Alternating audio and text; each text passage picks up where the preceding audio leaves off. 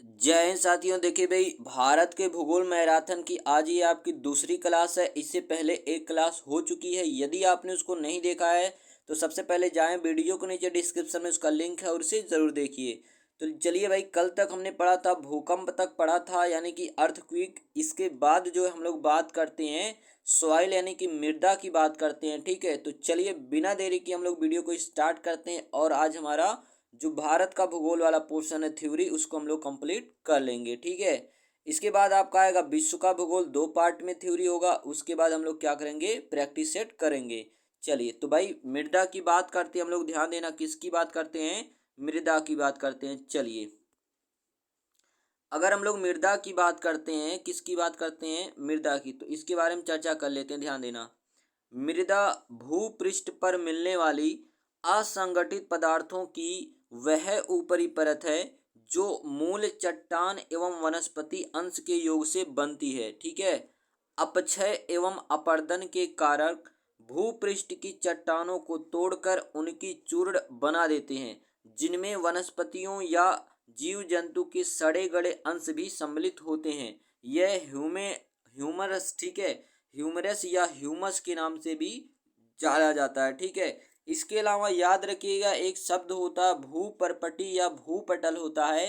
पृथ्वी की जो सबसे ऊपरी परत होती है उसी को क्या बोला जाता है, भूपर्पटी या फिर भूपटल कहा जाता है। ठीक है, याद रखिएगा। इसके बाद हम लोग पढ़ेंगे मृदा के टाइप, जैसे आपका हो गया जलोढ़ मृदा, ठीक है, लाल काली पीट में मृदा। ठीक है, तो भाई अलग अलग प्रकार की मृदाएं होती हैं, जैसे आपका कौन सा हो गया, जलोढ़ मृदा हो गया, लाल मृदा हो गया, काली मृदा हो गया, लेटेराइट मृदा हो गया, पीट मृदा हो गया।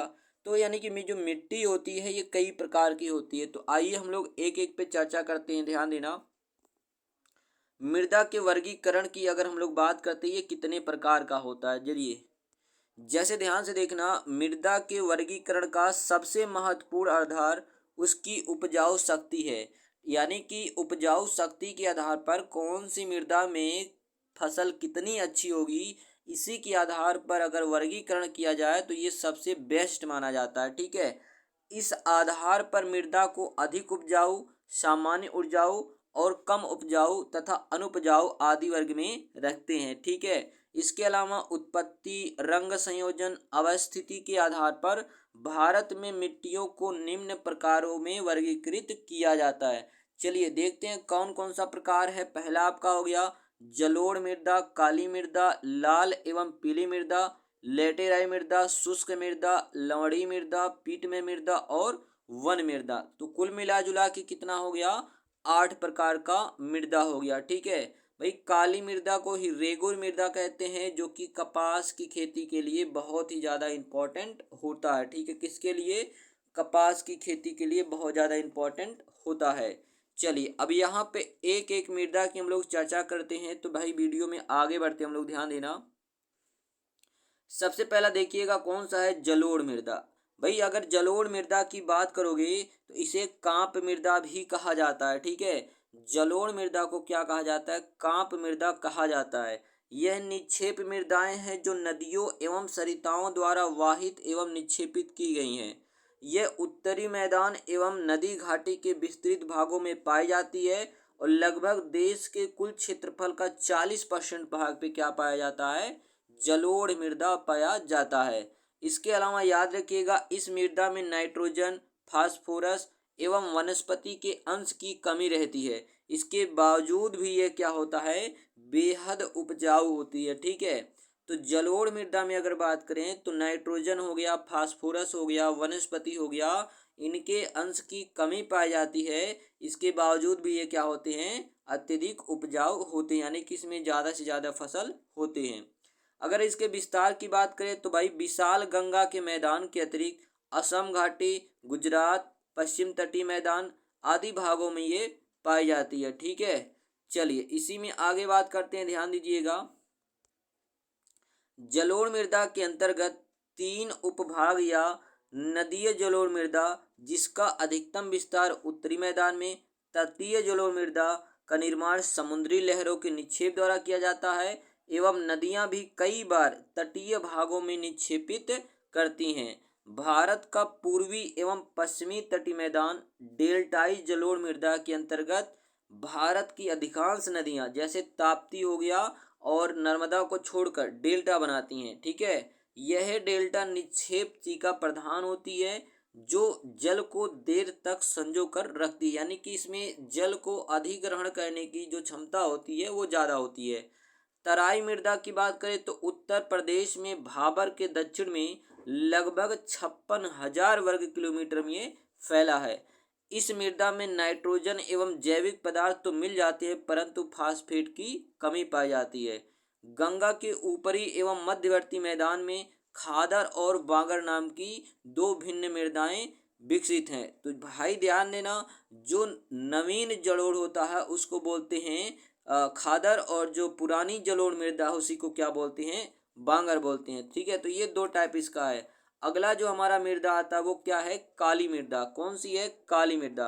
अगर काली मृदा की बात करें तो इसे क्या कहा जाता है, रेगुर या कपास वाली मृदा के नाम से विख्यात है। ये कपास मृदा क्यों कहते हैं, क्योंकि भाई कपास के लिए काली मृदा सबसे उपयुक्त होता है। ठीक है, यह मृड़मय, गहरी एवं अपारगम्य होती है।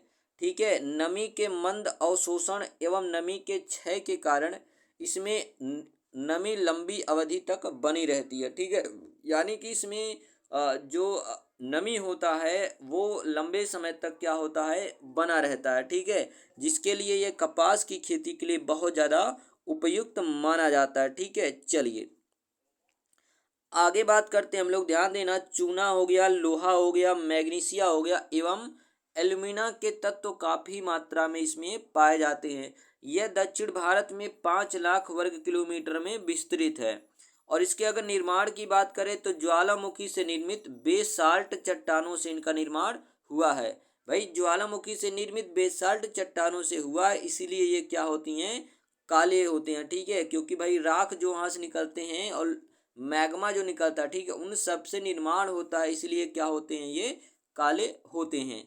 तीसरी वाली मृदा की बात करते हैं, लाल और पीली मृदा। ठीक है, लाल और पीली मृदा देखना, दक्कन के पूर्वी एवं दक्षिणी भाग में कम वर्षा वाले क्षेत्रों में रवेदार आग्नेय चट्टानें पाई जाती हैं।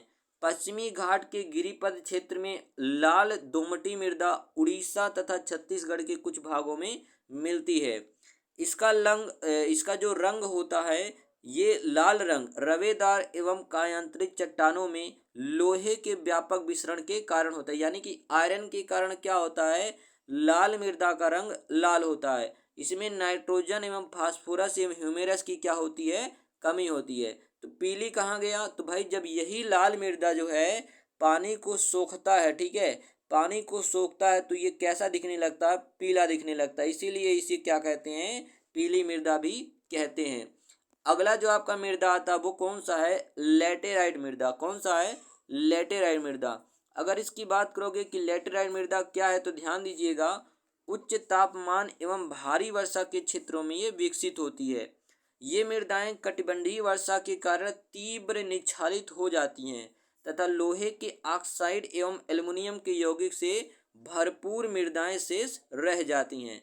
जैव पदार्थ नाइट्रोजन, फास्फोरस, कैल्शियम की इसमें कमी पाई जाती है तथा लौह ऑक्साइड एवं पोटास की क्या होती है, इसमें अधिकता होती है। ठीक है, और इसी के लिए ध्यान देना, जो काजू होता है, काजू वजू के लिए क्या होता है, उपयुक्त होता है। चलिए अगले मृदा की बात करते हैं। तो जो भाई इसके अलावा ध्यान देना, ये कहाँ पाया जाता है लेटेराइट मृदा, तो तमिलनाडु, आंध्र प्रदेश, केरला, ठीक है, कर्नाटका, मध्य प्रदेश, उड़ीसा एवं असम के पहाड़ियों में भी ये पाया जाता है। ठीक है, तो भाई चाय की खेती हो गया, काजू हो गया, ठीक है, इन सब के लिए क्या होता है, ये मृदा उपयुक्त होता है। अगला जो मृदा का टाइप हमारा क्या है, शुष्क मृदा। ठीक है, शुष्क मृदा की बात करते हैं तो इसकी संरचना बलुई और प्राकृतिक से लवणीय होती है। कुछ क्षेत्रों की मृदाओं में नमक की अधिकता भी पाई जाती है। शुष्क जलवायु, उच्च तापमान एवं तीव्र गति से वाष्पीकरण के कारण इन मृदाओं में नमी और ह्यूमस कम होते हैं। नीचे की ओर चूने की मात्रा बढ़ती जाती है जिससे संस्तरों में कंकड़ों की पत्थरें भी पाई जाती हैं। ये अनुर्वर है क्योंकि इसमें ह्यूमस और जैव मात्रा की कमी पाई जाती है या जैव मात्रा कम पाया जाता है। ठीक है, तो भाई ये इनकी उर्वरता क्या होती है, बहुत ही ज़्यादा कम होती है। चलिए अगला बात करते हैं, तो आपका कौन सा है, तो भाई लवणीय मृदा। ठीक है, इसी को बोलते हैं क्षारीय मृदा।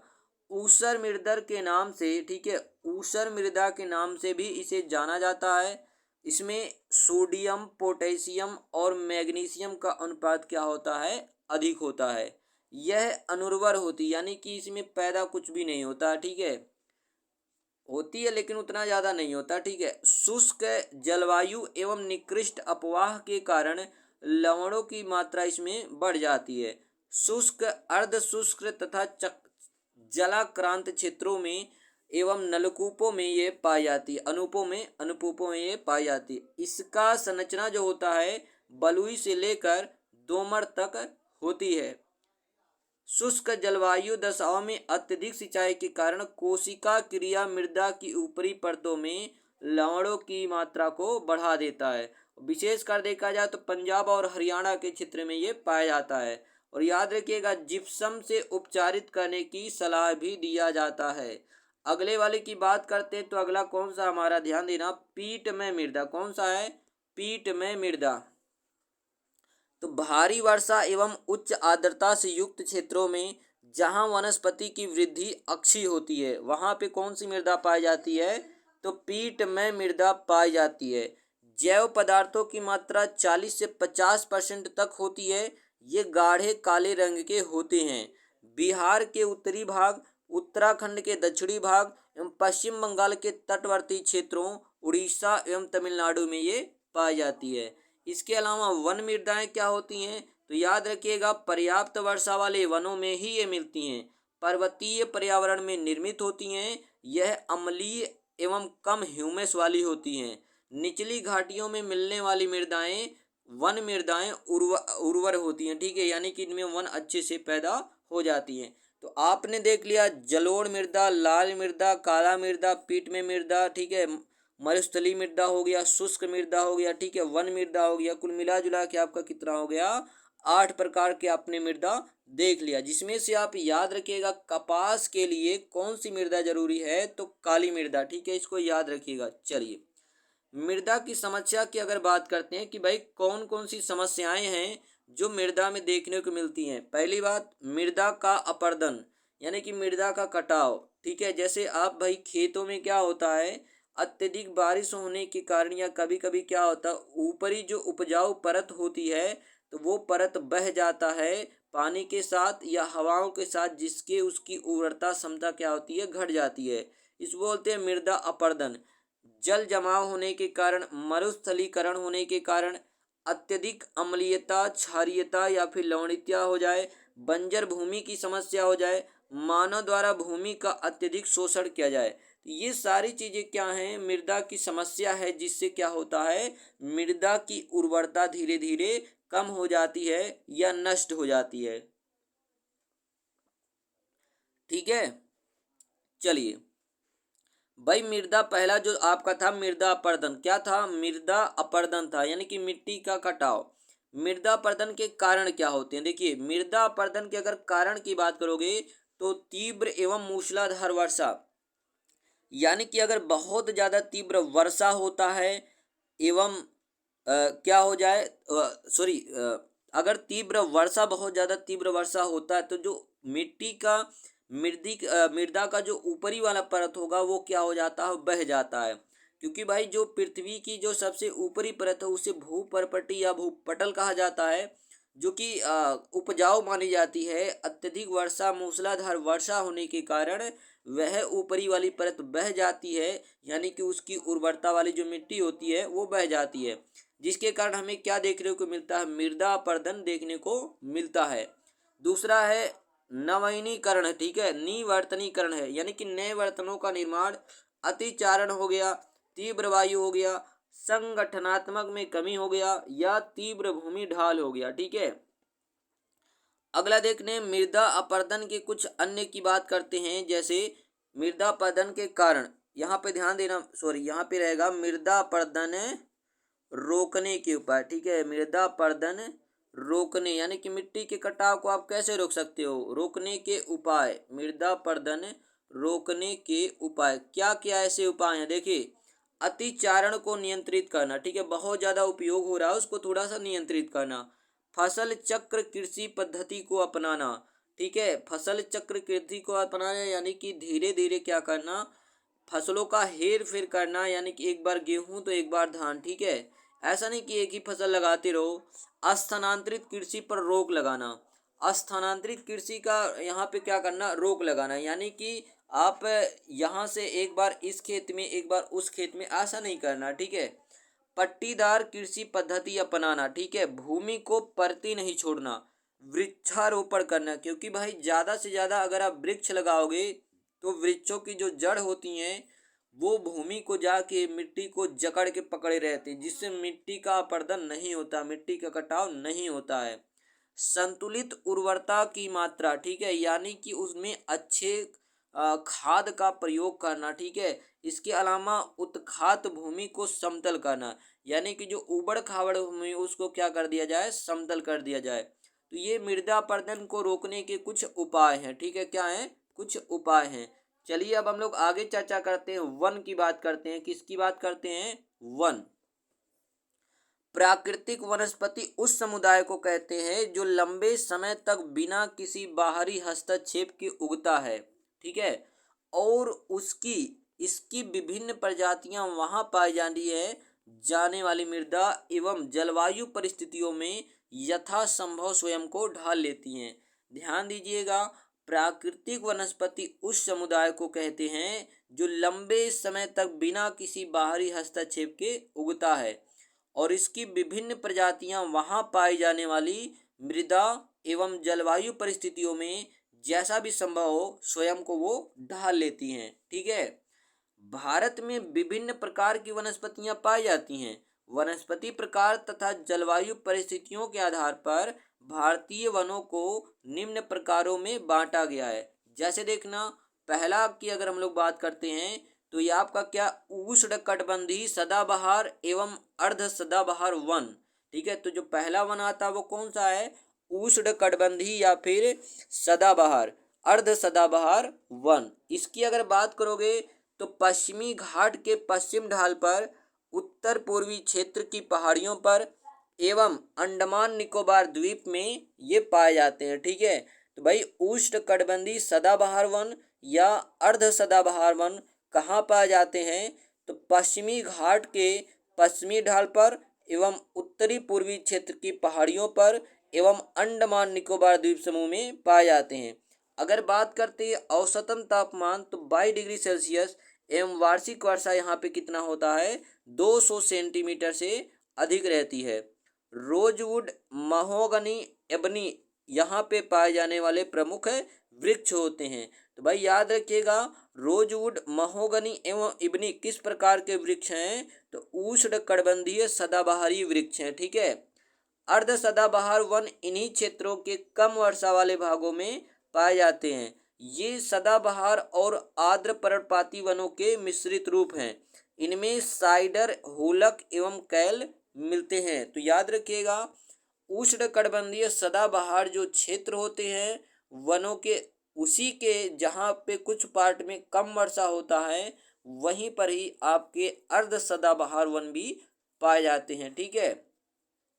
ये तो हमारा हो गया पहला टाइप। चलिए दूसरे टाइप की चर्चा करते हैं। दूसरा हमारा क्या है, उष्णकटिबंधीय पर्णपाती वन। कौन सा है, उष्णकटिबंधीय पर्णपाती वन। अगर इसकी बात करोगे तो भाई मानसूनी वन के नाम से जाना जाता है। इसे कौन से वन के नाम से जाना जाता है, मानसूनी वन के नाम से जाना जाता है।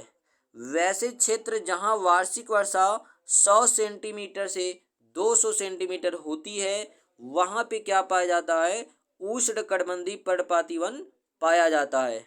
आर्द्र एवं शुष्क पर्णपाती वनों में इसे विभाजित किया जाता है।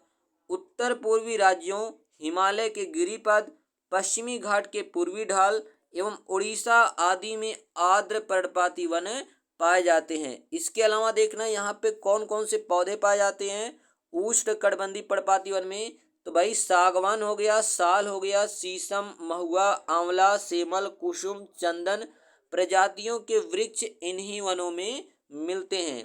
इसके अलावा देखना शुष्क पर्णपाती वन क्षेत्रों में वर्षा जो है 100 से 120 सेंटीमीटर, आर्द्र क्षेत्रों की ओर ये वन आर्द्र पर्णपाती एवं शुष्क क्षेत्रों में कांटेदार वन मिलते हैं। और इनमें अगर देखा जाए तो आपका क्या तेंदु हो गया, प्लास हो गया, अमलतास हो गया, वेल हो गया, खेर हो गया, ऐसे यहाँ पे वृक्ष मिलते हैं। और इसे ही पतझड़ वन भी कहा जाता है। इसे ही क्या कहा जाता है? पतझड़ वन भी कहा जाता है। चलिए आगे की हम लोग चर्चा करते हैं। तो तीसरा कौन सा है? उष्णकटिबंधीय कांटेदार वन। इनकी बात करोगे तो भाई उन क्षेत्रों में जहां वार्षिक वर्षा 50 सेंटीमीटर से भी कम होता है, जैसे दक्षिण पश्चिमी पंजाब, हरियाणा, राजस्थान, गुजरात, मध्य प्रदेश एवं उत्तर प्रदेश के अर्ध शुष्क क्षेत्रों में ये मिलते हैं।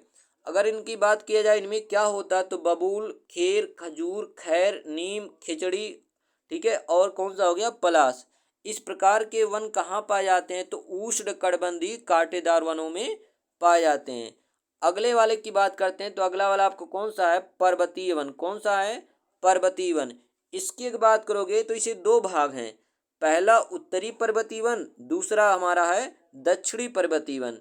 ध्यान देना, हिमालय के गिरिपथ पर पर्णपाती वन पाए जाते हैं और 1000 से 2000 मीटर की ऊंचाई पर आर्द्र शीतोष्ण कटिबंधीय वन भी पाए जाते हैं। ठीक है।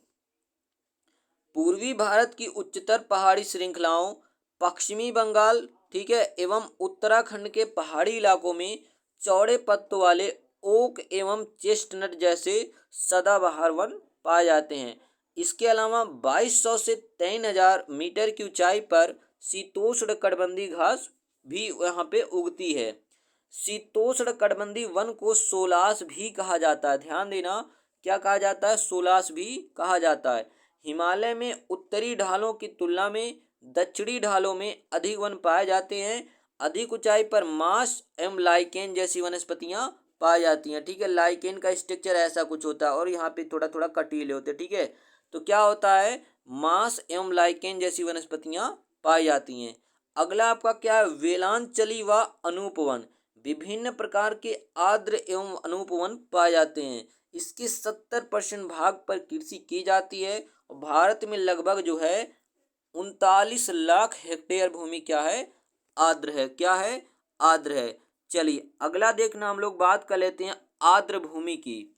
तो भाई दक्षिण दक्कन पठार के जलाशय एवं दक्षिण पश्चिमी तटीय क्षेत्रों की लैगून व अन्य आर्द्र भूमि, ये आर्द्र भूमि है। ठीक है। राजस्थान, गुजरात और कच्छ की खारे जल वाली भूमि, ठीक है, याद रखिएगा। गुजरात, राजस्थान के पूर्वी भाग जैसे केवलादेव राष्ट्रीय पार्क एवं मध्य प्रदेश की ताजा जल वाली झीलें व जलाशय, ठीक है, ये सभी कैसे होते हैं? आर्द्र वाले। भारत के पूर्वी तट पर डेल्टाई आर्द्र भूमि व लेगून जैसे चिल्का झील, ठीक है, इसी में ही आते हैं। गंगा के मैदान में ताजा जल वाले कच्छ क्षेत्र, वो भी कैसे हैं? आर्द्र भूमि वाले।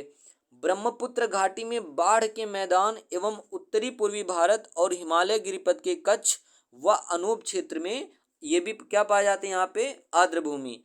कश्मीर एवं लद्दाख की पर्वतीय झीलों एवं नदियां, वहां के पास भी क्या? आर्द्र भूमि। अंडमान निकोबार द्वीप के समूह के चापों के मैग्रोवन ये भी कैसे भूमि में उगते हैं?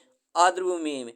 पूर्वी हिमालय क्षेत्रों में वनस्पति की जो पेटी वो भी आता है। चलिए अब यहाँ पे देखना, कुछ बात कर लेते हैं। जैसे हम लोग स्ट्रक्चर के माध्यम से जो पूर्वी हिमालय क्षेत्र में वनस्पति की पेटिस की बात कर ले। जैसे अगर बात करते तो भाई 900 मीटर की ऊंचाई पर आपका क्या है? तो उष्ण कटिबंधीय पतझड़, उसके बाद उपोष्ण, उसके बाद शीतोष्ण, फिर उसके बाद शीत शीतोष्ण, उसके बाद अल्पाइन वनस्पति, उसके बाद क्या होता है? टुंड्रा वनस्पति पाया जाता है। इसके बाद क्या आ जाता है? आपका हिमरेखा आ जाता है। चलिए आगे बात करते हैं वन आवरण, जो कि रिपोर्ट आया था, इसकी बात कर लेते। तो ध्यान देना, ISFR के अनुसार, ठीक है, ISFR यानी कि इंडियन, ठीक है, इंडियन जो है सारी फॉरेस्ट रिसर्च 2013 के अनुसार भारत में कुल वनावरण 21.23% एवं वृक्षावरण कितना है 78.92% मिलियन हेक्टेयर है, जो कि देश में कुल भौगोलिक क्षेत्र का 24.01% है। याद रखिएगा, इनमें 12.24% भाग पर सघन वन एवं 8.99% पर विवरित वन पाए जाते हैं। लक्षद्वीप में वन क्षेत्र क्या है, शून्य है। याद रखिएगा, अंडमान में 86.93% वन है, पूर्वोत्तर राज्यों में 65.83%, ठीक है, और जम्मू कश्मीर में 9.5%। भारत के 593 जिलों में 189 जिले जनजातीय हैं, जो देश के कुल भौगोलिक क्षेत्र का 33.6% हिस्सा है, परंतु देश का 59.8% वन आवरण इन्हीं जिलों में पाया जाता है। इसके अलावा देखना, देश में वन संरक्षण नीति 1952 में लागू की गई थी। तो वन संरक्षण नीति कब लागू की गई, 1952 में, जिसे 1988 में संशोधित किया गया था। और याद रखिएगा, देश में 112 नेशनल पार्क, 515 वन प्राणी अभयारण्य, ठीक है, और 1.57 करोड़ भूमि हेक्टेयर पर फैले हुए हैं। और याद रखिएगा, 1973 में प्रोजेक्ट टाइगर, 1973 में क्या आया, प्रोजेक्ट टाइगर। 1972 में क्या था, वन्य जीव संरक्षण अधिनियम कब आया, 1972 में। और 1973 में क्या आया, प्रोजेक्ट टाइगर। एवं 1992 में प्रोजेक्ट एलिफेंटा क्या किया, चलाया गया। और एक बात याद रखिएगा, वन अनुसंधान संस्थान कहाँ है, तो देहरादून में है, ठीक है। कहाँ पे है, देहरादून में। तो भाई 1972 में क्या, तो आपका वन्य जीव संरक्षण अधिनियम कब आया, 1972 में, ठीक है। 1973 में क्या आया, प्रोजेक्ट टाइगर। 1992 में क्या आया, प्रोजेक्ट एलिफेंटा। और याद रखिएगा, जो आपका है वन अनुसंधान संस्थान कहाँ पे है, तो आप कहोगे देहरादून में है, ठीक है। चलिए आगे बात करते हैं। इसके अलावा उत्तर पूर्व भारत में 21% भूभाग पर लगभग वन मिलते हैं, और उत्तर पश्चिम में लगभग 11%, दक्षिण भारत में 19% और मध्यवर्ती भारत में 30% मिलता है। चलिए इसके बाद एक स्पेशल है, मैंग्रोव वन किसे कहते हैं। ध्यान देना, मैंग्रोव वन किसे कहते हैं, ध्यान देना। इन्हें पृथ्वी पर आर्द्र भूमियों का संरक्षक माना जाता है, ठीक है। यानी कि वेटलैंड जो होते हैं उनका क्या माना जाता है, सिक्योरिटी यानी कि संरक्षक माना जाता है। ये विश्व के उष्णकटिबंधीय एवं उपोष्णकटिबंध के तटीय क्षेत्रों में लवणीय जल में उगते हैं, ठीक है। कौन से, साल्ट लवणीय जल में ये उगते हैं। इनकी जड़ें मजबूत होती हैं, ये पानी में नहीं सड़ते, अतः ये तटीय क्षेत्र में ज्वारीय तूफानों एवं सुनामी जैसे आपदाओं में क्या करती हैं, रक्षा करती हैं। IFER, ठीक है, ISFR 2011 के अनुसार विश्व की 3% मैंग्रोव वनस्पतियां, ठीक है। भारत में विश्व की 3% मैंग्रोव वनस्पति पाई जाती है। और अगर बात करते हैं सर्वाधिक मैंग्रोव आच्छादित 4 राज्य, तो सबसे पहले है पश्चिम बंगाल, उसके बाद गुजरात, उसके बाद अंडमान निकोबार, उसके बाद कौन सा है, आंध्र प्रदेश। और याद रखिएगा, पश्चिम बंगाल में इन्हें क्या कहा जाता है, सुंदरवन, ठीक है। क्या कहा जाता है, सुंदरवन। आपने सुना होगा सुंदरवन का डेल्टा कहाँ पे है, तो भाई पश्चिम बंगाल में, इसको भी याद रखिएगा। चलिए इसके बाद बात करते हैं वन रिपोर्ट ISFR 2013 की, ठीक है। इसकी बात करते हैं, वन रिपोर्ट IFSR 2013 की। तो ध्यान दीजिएगा, यह भारत की 13वीं वन रिपोर्ट थी। क्षेत्रफल की दृष्टि से सर्वाधिक वनावरण वाले 5 राज्य MP, अरुणाचल प्रदेश, छत्तीसगढ़, महाराष्ट्र और उड़ीसा। और सर्वाधिक वनावरण वाले संघ केंद्र शासित प्रदेश की बात करोगे तो अंडमान निकोबार, दादर नगर हवेली, दिल्ली हो गया, पुदुचेरी, लक्षद्वीप, चंडीगढ़ और दमन दीव। इसके अलावा देखना, क्षेत्रफल की दृष्टि से न्यूनतम 5 राज्य, तो हरियाणा, पंजाब, गोवा, सिक्किम, बिहार। इसके बाद प्रतिशत की दृष्टि से सर्वाधिक वन वाले राज्य या फिर केंद्र शासित प्रदेश अवरोही क्रम में, तो मिजोरम, उसके बाद लक्षद्वीप, अंडमान निकोबार, फिर अरुणाचल प्रदेश, उसके बाद कौन सा है, नागालैंड। और प्रतिशत की दृष्टि से अगर न्यूनतम वाले देखा जाए तो भाई पंजाब, हरियाणा, राजस्थान, उत्तर प्रदेश, गुजरात, उसके बाद कौन सा है, बिहार है। ठीक है, चलिए आगे इसमें बात कर लेते हैं हम लोग। भारत में सर्वाधिक मैंग्रोव वन वाला जिला, ठीक है, दक्षिण 24 परगना, यानी कि कौन सा है, पश्चिम बंगाल में पड़ता है। विश्व में सर्वाधिक मैंग्रोव वन इंडोनेशिया में पाए जाते हैं, ये पॉइंट याद रखिएगा। विश्व में सर्वाधिक मैंग्रोव वन कहाँ पाए जाते हैं, तो इंडोनेशिया में पाया जाता है। ठीक है, चलिए आगे देखना, इसी में बात कर लेते हैं कि भाई कुछ पॉइंट की ध्यान देना। जीवमंडल निचय निचय का नाम और कुल भौगोलिक क्षेत्र और स्थिति ध्यान देना। पहला कौन सा है, नीलगिरी, कौन सा है, नीलगिरी। तो भाई वायनाड, नागरहोल, बांदीपुर, मुदुमलाई, ठीक है, ये सारी की सारी प्रांत में ये स्थित है। ठीक है, आगे देखना कुछ और है, ठीक है, इसको आप पढ़ लीजिएगा, कोई बात नहीं है। ठीक है, चलिए पीडीएफ डाल दिया जाएगा। हाँ, कुछ हम लोग उद्यान की बात कर लेते हैं जो कि आपसे पूछता है, बहुत ही ज़्यादा इम्पोर्टेंट है। राष्ट्रीय उद्यान एवं वन्य जीव अभयारण्य, ठीक है, राष्ट्रीय उद्यान एवं वन्य जीव अभयारण्य की हम लोग बात कर लेते हैं। सबसे पहले बात करते हैं कि भाई आंध्र प्रदेश में कौन कौन सा है। पहला देखना कौन सा आपका, कासु ब्रह्मानंद रेड्डी राष्ट्रीय उद्यान, उसके बाद मरुगारवान राष्ट्रीय उद्यान, श्री वेंकटेश्वर राष्ट्रीय उद्यान, उसके बाद कौन सा, महावीर हरिना वनस्थली राष्ट्रीय उद्यान। तो ये चारों कहाँ पे हैं, तो भाई आंध्र प्रदेश में है। असम की बात करते हैं तो असम वाला आपका बहुत ही ज़्यादा इंपॉर्टेंट है। कौन कौन सा है, काजीरंगा, ठीक है, असम में कौन सा है, काजीरंगा, एक सींग वाले गैंडे के लिए।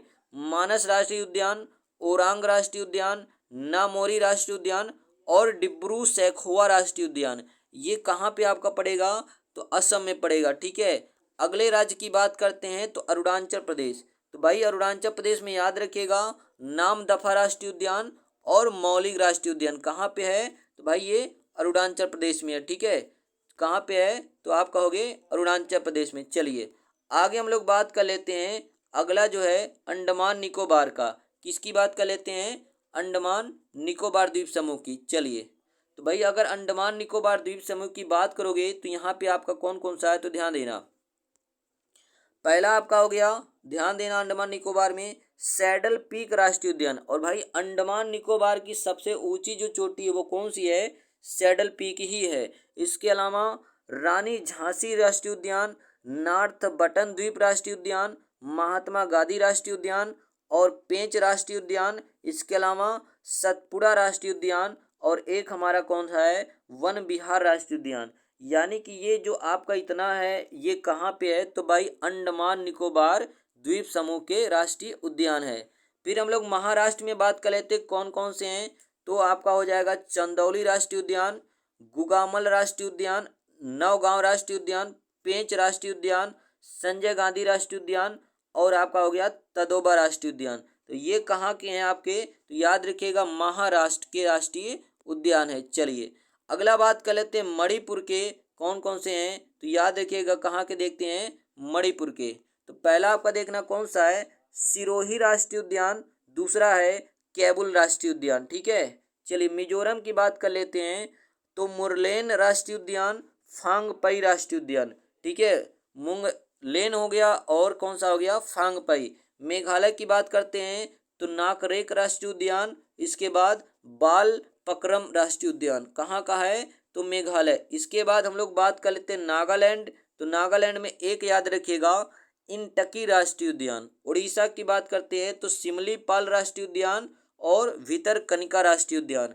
राजस्थान में देखना ढेर सारा है, एक आपका हो गया केवला राष्ट्रीय उद्यान, रणथंभौर राष्ट्रीय उद्यान, ठीक है, सरिस्का, इसके बाद मरुस्थली, इसके बाद कौन सा है, दर्रा राष्ट्रीय उद्यान। ठीक है, इसको याद रखिएगा। चलिए राजस्थान के बाद हम लोग बात कर लेते हैं तमिलनाडु की, किसकी बात कर लेते हैं, तमिलनाडु। तो यहाँ पे कौन कौन सा, इंदिरा गांधी राष्ट्रीय उद्यान, गल्फ ऑफ मन्नार राष्ट्रीय उद्यान, इसके बाद गिल्डी राष्ट्रीय उद्यान, इसके बाद मधुमलाई राष्ट्रीय उद्यान, इसके बाद एक और है मुकुर्ती राष्ट्रीय उद्यान। ठीक है, चलिए उत्तर प्रदेश की बात करते हैं तो सबसे पहले यहाँ पे कौन सा है, दुधवा राष्ट्रीय उद्यान, नवाबगंज राष्ट्रीय उद्यान, ठीक है, गलाधिया राष्ट्रीय उद्यान, इसके बाद सुल्तानपुर पश्चिम बिहार, इसके बाद कैंप वेल राष्ट्रीय उद्यान है। ठीक है, बिहार में एक याद रखिएगा बहुत इंपॉर्टेंट है, वाल्मीकि राष्ट्रीय उद्यान, ठीक है। और छत्तीसगढ़ में कौन कौन सा है, इरावती राष्ट्रीय उद्यान और कांगेर राष्ट्रीय उद्यान, ठीक है। अगला जो स्टेट हमारा वो कौन सा है, गुजरात। भाई गुजरात की अगर बात करोगे कौन कौन से राष्ट्रीय उद्यान है, तो भाई गिर राष्ट्रीय उद्यान, ठीक है, और आपका मैरीन राष्ट्रीय उद्यान, इसके बाद ब्लैक बक राष्ट्रीय उद्यान, इसके बाद वेसंदा राष्ट्रीय उद्यान। गोवा में एक याद रखिएगा, मोतलम राष्ट्रीय उद्यान, ठीक है। हिमाचल प्रदेश की बात करें तो भाई पिन वैली राष्ट्रीय उद्यान, ग्रेट हिमाचल राष्ट्रीय उद्यान और कुगती वन्य जीव अभयारण्य कहाँ पे है, तो हिमाचल प्रदेश में है। कुछ और स्टेट की देखना, कुछ बच रहा है, जैसे हरियाणा की बात कर लेते हैं। तो भाई हरियाणा की बात करोगे तो एक है कलेसर राष्ट्रीय उद्यान। जम्मू कश्मीर की बात करें द चिंगम, हेमिस, किश्तवाड़, सालिम, ठीक है। ये कहाँ का है, सलीम अली राष्ट्रीय उद्यान, तो जम्मू कश्मीर में है, ठीक है। तो चार याद रखिएगा, द चिंगम, हेमिस राष्ट्रीय उद्यान, किश्तवाड़ राष्ट्रीय उद्यान, सालिम अली राष्ट्रीय उद्यान कहाँ पे है, तो आप कहोगे जम्मू कश्मीर में। झारखंड की बात करोगे तो बेतला राष्ट्रीय उद्यान, पलामू राष्ट्रीय उद्यान और आपका ये दो याद रखिएगा, ठीक है। चलिए कर्नाटका राज्य की बात करोगे तो यहाँ पे है अंसी, ठीक है। कौन सा है, तो याद रखिएगा अंसी राष्ट्रीय उद्यान, बांदीपुर राष्ट्रीय उद्यान, कुद्रेमुख राष्ट्रीय उद्यान और बरनेरघट्टा राष्ट्रीय उद्यान, ठीक है। और एक और है कौन सा, साइलेंट वैली, ठीक है, याद रखिएगा। नेक्स्ट की बात करते हैं मध्य प्रदेश। यहाँ पे बात करना, जो टाइगर स्टेट है मध्य प्रदेश को ही कहा जाता है। बांधवगढ़ राष्ट्रीय उद्यान, फासिल राष्ट्रीय उद्यान, कान्हा राष्ट्रीय उद्यान, माधव राष्ट्रीय उद्यान और एक हमारा कौन सा है, पन्ना राष्ट्रीय उद्यान। ये कहाँ का है, तो मध्य प्रदेश। अगला जो स्टेट है हमारा कौन सा है, उत्तराखंड। कौन सा है, उत्तराखंड है। भाई उत्तराखंड की बात करोगे तो आपका पहला है कार्बेट राष्ट्रीय उद्यान, ठीक है। जिम कार्बेट राष्ट्रीय उद्यान कहाँ है, तो भाई उत्तराखंड में है, ठीक है, जिसको हेमिस नेशनल पार्क इसका पुराना नाम है।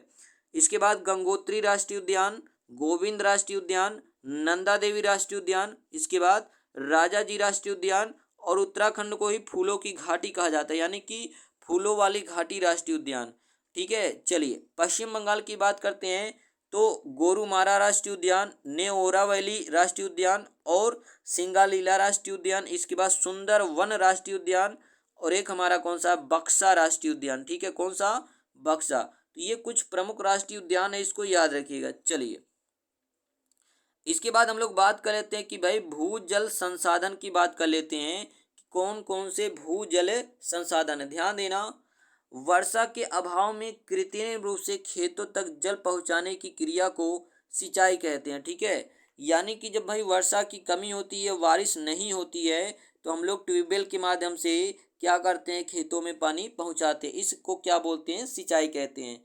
सिंचाई की आवश्यकता क्यों है, ध्यान देना, वर्षा की अनिश्चितता एवं असमान वितरण, ठीक है। यानी कि जब वर्षा में कमी होती है, जितनी पानी चाहिए उतना मिल नहीं रहा होता, तो हमको क्या करना पड़ता है, सिंचाई। दूसरा देखना, वर्षा की मानसूनी विकृति एवं अनियमित प्रकृति। तीसरा है शुष्क क्षेत्रों के लिए जल की उपयोगिता, क्योंकि जनसंख्या क्या है, अधिक है। हरित क्रांति की सफलता के लिए, सूखे से छुटकारा के लिए, नहरों के निर्माण से आंतरिक जल परिवहन का विकास और कुछ विशेष फसलों के लिए नियमित सिंचाई, जैसे धान हो गया, ठीक है, इसके लिए क्या चाहिए, नियमित सिंचाई हो गया, पिपरमेंट हो गया, ठीक है।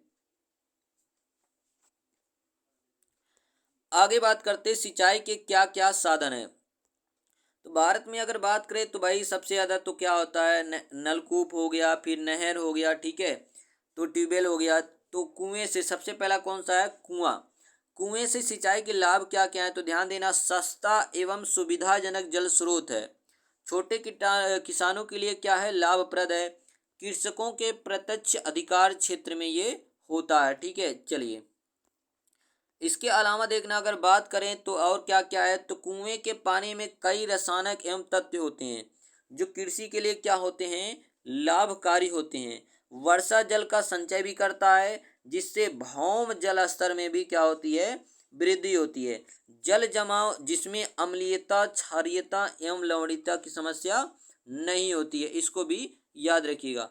इसके अलावा कुएं से सिंचाई के कुछ हानि भी हैं, जैसे अधिक उपयोग से भूमि जलस्तर नीचे जाने की संभावना है। कुओं से छोटे क्षेत्र की सिंचाई हो सकती है, बड़े क्षेत्रों की नहीं। शुष्क मौसम में तल का जल नीचे चला जाता है। समुद्री तटों पर समुद्री जल का अंतर्वेदन हो जाने से निकटवर्ती क्षेत्रों में जल लवणीय हो जाता है। इसके बाद एक ना कुछ भौगोलिक दशाओं की अगर बात करें, कुछ कारण है जैसे भारत के अधिकांश भाग में चिकनी एवं बलुई मिट्टी पाई जाती है। इनमें बालम की तरही के तटों बीच कांप की तरह ये तहें होती हैं, जो जल को सोखकर जल का भंडार बनाती हैं। जल का दबाव कम होने के कारण साधारणतः गहराई पर कुएं व अधिक गहराई पर नलकूप बनाए जाते हैं। वैसे सबसे ज्यादा सिंचाई किससे होता है, तो नलकूपों से ही होता है भारत में, ठीक है। तो जल के भूमि के निकट होने यथा गंगा सतलुज मैदान, उत्तर प्रदेश के पूर्वी भाग, उत्तरी बिहार, पश्चिमी बंगाल में जल का तल 3 से 4 मीटर की गहराई पर मिल जाता है। तो गंगा के सघन जनसंख्या वाले क्षेत्रों में भी ये देखने को मिलता है। जो सिंचाई का दूसरा साधन है वो हमारा क्या है, तो नलकूप है। क्या है, नलकूप है। अगर इसकी बात करते हैं नलकूप सिंचाई के लाभ क्या क्या है, तो ध्यान देना, नहरों में जब पानी कम हो तो पूरक का कार्य करते हैं, ठीक है। जब नहरों में पानी कम हो तो कौन से काम आते हैं, नलकूप ही काम आते हैं। संचालन व्यय कम एवं एक ही व्यक्ति की कई नलकूपों को देखता है। इससे अनवरत जल की प्राप्ति होती है एवं पानी की प्रतीक्षा की आवश्यकता नहीं पड़ती है। सरलता से जल उपलब्ध होने के कारण वर्ष भर खेती होती है। यानी कि जो नलकूप होता है इससे आप जब भी चाहो तब पानी ले सकते हो और अच्छी कृषि हो सकती है, ठीक है। इसके अलावा नलकूप सिंचाई से कुछ हानि भी है, जैसे छोटे किसानों की क्रय क्षमता से बाहर है। भाई अगर जो छोटे किसान है, सीमांत कृषक है, उनके लिए क्या होगा, ये उन क्रय नहीं कर सकते हैं, ठीक है। जब भाई नलकूप या ट्यूबवेल नहीं क्रय कर सकते हैं तो भाई उनके क्या है, ये क्रय क्षमता से बाहर है, वो नहीं ले सकते हैं। आवश्यकता से अधिक उपयोग से भूमि जल स्तर नीचे चला जाएगा। जी हाँ, ये तो होगा ही। नलकूपों के बीच निश्चित दूरी आवश्यक है, अन्यथा भूमि जल के अस्थायी रूप से नीचे चले जाने की संभावना ज़्यादा रहती है। चलिए, इसके बाद हम लोग बात करते हैं कुछ राज्य हैं, जैसे उत्तर प्रदेश की बात करते हैं तो लगभग 6,596 नलकूप एवं कुएं हैं। पंजाब की बात करते हैं तो 2,217, बिहार की बात करते हैं 1,388, हरियाणा की बात करोगे तो 1,142, पश्चिम बंगाल की बात करोगे तो 689, ठीक है। इसके अलावा देखना, कुल सिंचित क्षेत्र का 29.95% कुएं एवं नलकूप द्वारा सिंचाई होती है। याद रखिएगा, सबसे ज्यादा नलकूप द्वारा सिंचाई होती है, उसके बाद नहरों द्वारा, ठीक है। चलिए, अगला जो सिंचाई का साधन वो आपका क्या है, तालाब है। क्या है, तालाब। तालाब से सिंचाई के क्या क्या लाभ है, देखिए।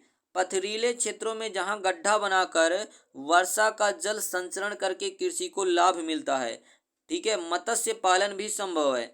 तली में जल गाद उर्वरक के काम करती है, ठीक है। इसके अलावा देखिएगा, इसी में अगर बात करते हैं तो भाई तालाब से सिंचाई की कुछ हानियां भी हैं, जैसे वर्षा ना होने पर तालाब सूख जाएगा तो सिंचाई नहीं हो पाएगी। गाद भर जाने पर सफाई की आवश्यकता, अन्यथा जल का बहाव होने लगता है। आवश्यकता तत्व नीचे बैठ जाते हैं, अतः लाभ नहीं होता है। रख रखाव व परिष्करण में अधिक खर्च लगता है। वाष्पीकरण से जल का स्तर घट जाता है। तो भाई कुछ लाभ भी हैं, कुछ हानि भी है, जहाँ लाभ वहीं हानि है। चलिए, अब भाई हम लोग बात करते हैं अगर आंध्र प्रदेश में तो लगभग 968 तालाब हैं। तमिलनाडु में 531, महाराष्ट्र में 310, उड़ीसा में 289, पश्चिम बंगाल में 263, और पूरे भारत में बात करें तो टोटल तालाब लगभग 3,245 है, ठीक है। चलिए, अगर हम लोग बात करते हैं कुल सिंचित क्षेत्र का 6.8% तालाबों द्वारा सिंचाई होता है। इसके अलावा देखना, जो नहरें हैं, अगला जो सिंचाई का साधन वो क्या है, नहर है। अगर इनके प्रकार की बात करते, पहला है बारहमासी नहर, दूसरा है बरसाती नहर, और तीसरा है स्टोरेज वर्क नहर। अगर बारहमासी नहर की बात करोगे तो भाई नदियों पर बांध बनाकर इनका निर्माण किया जाता है, और बरसाती नहर जैसे वर्षा ऋतु में बहती हैं, बाढ़ के नियंत्रण के लिए उपयोग किया जाता है। और स्टोरेज वर्क नहर की बात करें तो पहाड़ी क्षेत्रों में बांध बनाकर वर्षा के जल का संचय किया जाता है। इनके अगर लाभ की बात करें तो भाई लाभ क्या क्या है, नदी जल का उपयोग संभव है, बाढ़ नियंत्रण, बारहमासी नदियों से वर्ष भर खेती कर सकते हो, आंतरिक परिवहन के साधन के रूप में भी उपयोगी है। सिंचाई सस्ती एवं सरल पड़ जाती है। पानी की उपलब्धता से कभी सिंचाई संभव है। ठीक है, याद रखिएगा। इसके अलावा कुछ नहरों की जो सिंचाई है उससे हानियां भी हैं। क्या क्या हानि है, ध्यान देना। नहरों में अत्यधिक पानी से सिंचित क्षेत्र जलाक्रांत होने से लवणीकृत की समस्या आ जाती है। ठीक है, अंतिम सिरे तक पानी की उपलब्धता नहीं हो पाती है। जल बहता रहता है जिससे जल का अपव्यय होता है, यानी कि नुकसान होता है। गाद जमाव से अपवाह की समस्या भी आती है। लाइनिंग ना होने से जलाक्रांता की समस्या होती है। किसानों में विवाद उत्पन्न हो जाता है, यानी कि पटवन मुद्दे पर। लागत, ठीक है, निर्माण लागत व समय में अधिक फलता तुरंत लाभ नहीं होता इसमें। तो चलिए राज्य की बात कर लेते हैं, कहाँ पे कैसे कितने हैं। उत्तर प्रदेश की अगर बात करते हैं तो लगभग भाई 3,193। आंध्र प्रदेश में बात करें तो 1,869 तालाब हैं। मध्य प्रदेश में लगभग 15, ठीक है, 1,536। पंजाब में बात करें तो 1,527। राजस्थान में बात करें तो 1,354। और पूरे भारत में बात करें तो लगभग 16,900 तालाब हैं। भाई तालाबों से अगर बात करें तो कुल सिंचित क्षेत्र का 35.62% भाग नहरों द्वारा सिंचाई किया जाता है। इस बात को भी याद रखिएगा। चलिए आगे बात करते हैं भारत में प्रमुख नहरें। ठीक है, ये यहाँ से क्वेश्चन बनता है, आपको याद रखना। ठीक है, यहाँ से क्वेश्चन बनता ही बनता है। चलिए पहले बात करते हैं पंजाब व हरियाणा में कौन कौन सी नहर है। पंजाब और हरियाणा में कौन कौन सी नहर है। जैसे पहले की बात करोगे अपवाही दोआब नहर, ये भैया रावी नदी पे बना है। सरहिंद नहर, सतलुज नदी, भाखड़ा नंगल बांध, सतलुज नदी, विस्त दोआब नहर भाखड़ा नंगल पर, ठीक है, भाखड़ा नंगल नदी पर। पश्चिमी यमुना नहर यमुना नदी से निकलती है। गुड़गांव नहर यमुना नदी से। ब्यास योजना जो है ये ब्यास नदी से अटैच है। राजस्थान के प्रमुख नहरों की बात करते हैं तो बीकानेर एवं गंगा नहर, ये किस नदी पे, तो भाई सतलुज नदी से। पार्वती योजना पार्वती नदी से। गुड़ा योजना मेजा नदी से। मोरेल योजना जो है मोरेल नदी से। जग्गर परियोजना जग्गर नदी पे। मेजबाज कोठारी नदी। राजस्थान नहर सतलुज नदी। चंबल योजना चंबल नदी, और इसी से गांधी सागर बांध भी कहते हैं। उत्तर प्रदेश के प्रमुख नहरों की बात कर लेते तो कौन कौन सा है, तो ध्यान देना। ऊपरी गंगा नहर गंगा नदी से। निचली गंगा नहर ये भी गंगा नदी से। शारदा नहर शारदा नदी से। पूर्वी यमुना नहर तो यमुना नदी से। और आगरा नहर ये भी यमुना नदी से। वेतवा नहर वेतवा नदी से। केन नहर केन नदी से। और टिहरी बांध जो है भागीरथी नदी पर ये बना है। बिहार की अगर बात करते हैं तो बिहार में कौन कौन सा है। सोन नहर, ठीक है, सोनबाद नहर ये भी सोन नदी पे है। कोसी योजना कोसी नदी पे। कोसी नदी को क्या कहा जाता है, बिहार का शोक भी कहा जाता है। अगला देखना गंडक परियोजना गंडक नदी पे है। उड़ीसा की अगर बात करोगे उड़ीसा के कौन कौन सी हैं तो हीराकुंड बांध महानदी पे। महानदी डेल्टा ये भी महानदी पे। पश्चिम बंगाल की बात करें तो मयूराक्षी परियोजना, ठीक है, मुरली नदी। दामोदर नदी घाटी परियोजना यहाँ पे क्या रहेगा, मुरली नदी। तो दामोदर नदी घाटी परियोजना दामोदर नदी। एडन नहर दामोदर नदी पे ये भी बना है। महाराष्ट्र की बात करें तो गोदावरी नदी पे है। ठीक है, गोदावरी नहर किस नदी पे, तो भाई ये बनाया गया है गोदावरी नदी पे। मूठा नहर जो है मूठा नदी। और एक हमारा कौन सा अगला, ध्यान देना, बिल्सन बांध जो है प्रवीरा नदी। भीमा परियोजना पावनी एवं कृष्णा नदी पे बना है। और एक जायकवाड़ी या गायकवाड़ी कहाँ पे है, तो गोदावरी एवं सिंधफाना नदी। ठीक है, गुजरात में कौन कौन सा है तो याद रखिएगा उकई परियोजना तापी नदी। माही परियोजना माही नदी। साबरमती परियोजना साबरमती नदी पे। पानम परियोजना पानम नदी। और काकापारा परियोजना ताप्ती नदी पे है। चलिए आगे हम लोग बात कर लेते हैं कुछ मध्य प्रदेश एवं छत्तीसगढ़ की। तो भाई मध्य प्रदेश एवं छत्तीसगढ़ में जैसे आपका हो गया हसदो बांगो परियोजना हसदेव नदी पे है। बारगी परियोजना बरगी नदी पे है। तंदुला परियोजना जो तंदुला नहर है ये तंदुला एवं सांख नदी पे। तवा परियोजना तवा नदी पे।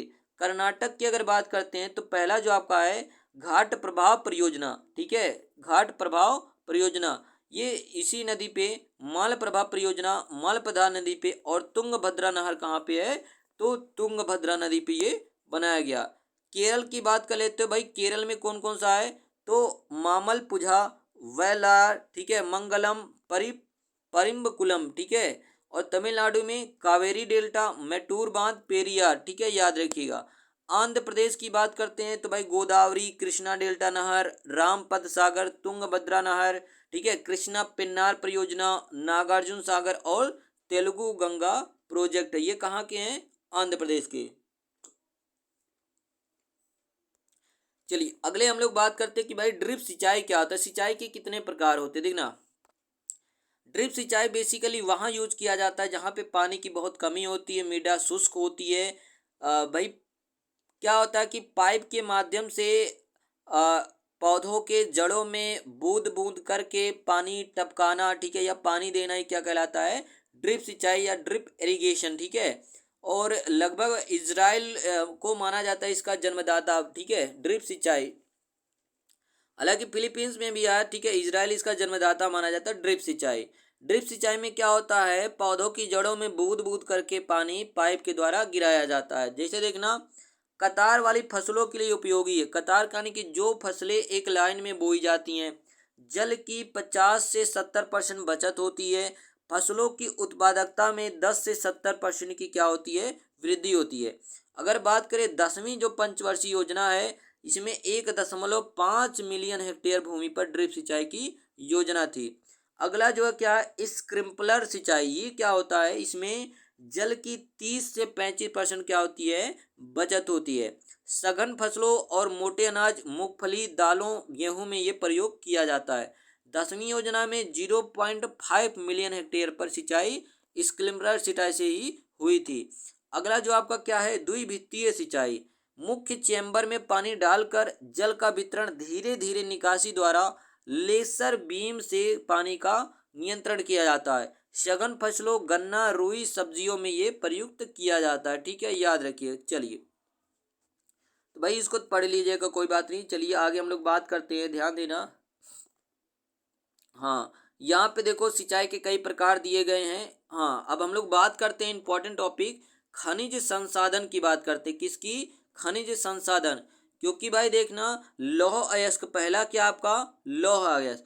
इसके भी कई अयस्क होते जैसे मैग्नेटाइट, हेमेटाइट और लिमोनाइट। ये तीनों किसके अयस्क हैं? तो भाई लौह अयस्क के। अगर बात करें मैग्नेटाइट कहाँ, तो भाई दक्षिण सिंहभूमि, झारखंड, कर्नाटका, कुद्रमुख सलेम जो कि तमिलनाडु में यहाँ पे पाया जाता है, क्या? मैग्नेटाइट। हेमेटाइट की बात करें तो भाई भारत में कुल सिंचित भंडार का 2/3 से अधिक भाग इसी प्रकार के लौह अयस्क का निर्माण है। और लिमोनाइट की बात करें तो भाई ये रानीगंज क्षेत्र पश्चिम बंगाल में पाया जाता है। आगे देखना, हम लोग बात करते हैं बॉक्साइट। किसकी बात करते हैं? बॉक्साइट।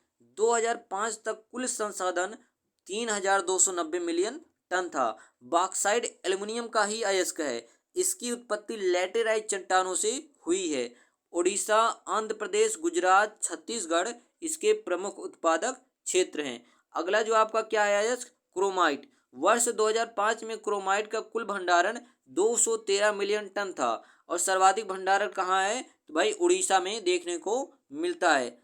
अगले की बात करते हैं तो तांबा। कुल अयस्क जो है 1.39 बिलियन टन है। राजस्थान ताम्र अयस्क एवं ताम्र धातु के लिए प्रथम स्थान रखता है। इसके बाद मध्य प्रदेश एवं झारखंड का स्थान आता है।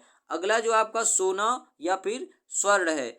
कोलार स्वर्ण क्षेत्र एवं हड्डी स्वर्ण क्षेत्र जो कि रायचूर जिला में है, एवं ध्यान देना रामगिरी स्वर्ण क्षेत्र अनंतपुर जिला आंध्र प्रदेश। कोलार कहाँ? कर्नाटका में। प्रमुख क्षेत्र यहाँ पे है जहाँ पे सोना को मतलब प्राप्त किया जाता अयस्क। 2005 तक स्वर्ण अयस्क से 390.29 मिलियन टन भंडार थे, जिसमें धातु की मात्रा कितनी थी? 490.81 टन थी। इसको भी याद रखिएगा। कर्नाटक में जो सोने की खदान है कोलार, ये भी किसके लिए? सोने के लिए फेमस है। नेक्स्ट हमारा क्या है? सीसा जिंक। 2005 तक सीसा धातु की मात्रा 7207 टन एवं जिंक धातु की कितनी थी? तो 522.58 मिलियन टन था। अगले की बात करते हैं, अगला कौन सा है? मैग्नीज। भाई मैग्नीज की बात करोगे तो भाई कुल भंडारण कितना था? 379 मिलियन टन था। मुख्य भंडारण में कौन आगे है? उड़ीसा। इसके बाद कर्नाटक, मध्य प्रदेश, महाराष्ट्र एवं गोवा स्थान है। अगला जो हमारा क्या है? तो भाई अगला हमारा है निकिल। इसकी बात करोगे, कुल अयस्क भंडारण कितना है, 189 मिलियन टन है। सर्वाधिक भंडारण कहाँ है, तो याद रखिएगा उड़ीसा में ही है। अगला जो हमारा कौन सा ले लेते हैं, टंगस्टन। टंगस्टन का जो प्रतीक होता है वो डब्लू होता है, ठीक है। चलिए, कुल भंडारण 87.39 मिलियन टन है, जिसमें WO3 की मात्रा, ठीक है, 14,02,094 टन है। मुख्य भंडार देगाना राजस्थान में है, ठीक है। कहाँ है, देगाना राजस्थान में। ब्राइट्स की बात करते हैं तो कुल भंडारण कितना है, 74 मिलियन टन, जिसमें 46% क्या है, संरक्षित भंडार है, ठीक है। मंगामपेट भंडार कडप्पा, जो कि आंध्र प्रदेश में विश्व का एकमात्र सबसे बड़ा भंडार है। यहाँ अकेले 90% जो है उत्पादित किया जाता है। अगला जो आपका क्या है, डायमंड यानी कि हीरे की बात करते हैं तो ध्यान देना, किम्बरलाइट पाइप संपीड़ित बेड एवं कछारी कंकड़ के रूप में ये मिलते हैं। कुर्नूल जिले के मुनीमा डुगु, ठीक है, बागनपल्ली, बजरागपालपुर जो कि अनंतपुर जिला है, इसके अलावा कृष्णा घाटी आंध्र प्रदेश, रायपुर, बस्तर, रायगढ़ जिलों में भी ये मिलता है। और कुल भंडारण कितना है, तो 4,542, ठीक है, 82 कैरेट हो सकता है, ठीक है। डोलामाइट की बात करते हैं, ये भी इंपॉर्टेंट है, 75-33 मिलियन टन इसका भंडारण है। अधिकांश भंडार के क्षेत्र में मध्य प्रदेश, आंध्र प्रदेश, छत्तीसगढ़, उड़ीसा, कर्नाटक, गुजरात, राजस्थान एवं महाराष्ट्र है। अगला जो आता हमारा कौन सा है, तो याद रखिएगा फायर क्ले। क्या है, फायर क्ले। अधिकांश भंडारण कहाँ है, तो गोंडवाना में, ठीक है। कुल अनुमानित भंडार लगभग कितना है, तो भाई 705 मिलियन टन है। नेक्स्ट आपका आता है जिप्सम। कुल भंडारण कितना है, तो भाई 1,237 मिलियन टन है। राजस्थान हो गया, जम्मू कश्मीर हो गया, गुजरात हो गया, तमिलनाडु हो गया, इसके प्रमुख भंडारण क्षेत्र हैं। ग्रेफाइट की बात करोगे, जो कि पेंसिल का काला वाला भाग होता है, कुल भंडारण कितना है, 168.77 मिलियन है, ठीक है, मिलियन टन है। कुल संसाधनों का 43% भाग अरुणाचल प्रदेश, 37% भाग जम्मू कश्मीर और 6% भाग झारखंड एवं 30% भाग कहाँ पैदा होता है, उड़ीसा में पैदा होता है। अगला जो हमारा क्या है, अभ्रक। कुल भंडारण कितना है इसका, तो याद रखिएगा 39,03,855 टन है। राजस्थान में 51%, आंध्र प्रदेश में 28%, महाराष्ट्र में 17% और बिहार में कितना है, 3%। नेक्स्ट हमारा जो आपका क्या है, लाइमस्टोन। कुल भंडारण कितना है, तो 17,05,345 टन है। कर्नाटक राज्य इसमें अग्रणी है, इसके बाद आंध्र प्रदेश, गुजरात, राजस्थान, मेघालय, उसके बाद छत्तीसगढ़ का स्थान आता है। चलिए अब हम लोग बात करते हैं, जनसंख्या की बात कर लेते हैं। तो भाई अगर जनसंख्या की दृष्टि से देखा जाए तो भारत कौन सा स्थान रखता है, दूसरा। पहले स्थान पे कौन सा है, तो भाई ये आता है, चाइना आता है। विश्व के 2.4% भौगोलिक क्षेत्र वाले भारत में विश्व की 17.5% जनसंख्या निवास करती है। तो भाई भारत का क्षेत्रफल विश्व के क्षेत्रफल के कितना है, तो आप कहोगे 2.4%। विश्व की जनसंख्या का कुल कितना जनसंख्या भारत में रहती है, तो भाई 17.5% रहती है। जनसंख्या के मामले में दूसरे स्थान पे भारत आता है और क्षेत्रफल की दृष्टि से 7वें स्थान पे आता है, ठीक है, याद रखिएगा। चलिए तो भाई इसी में आगे बात कर लेते हैं, इसमें ध्यान देना।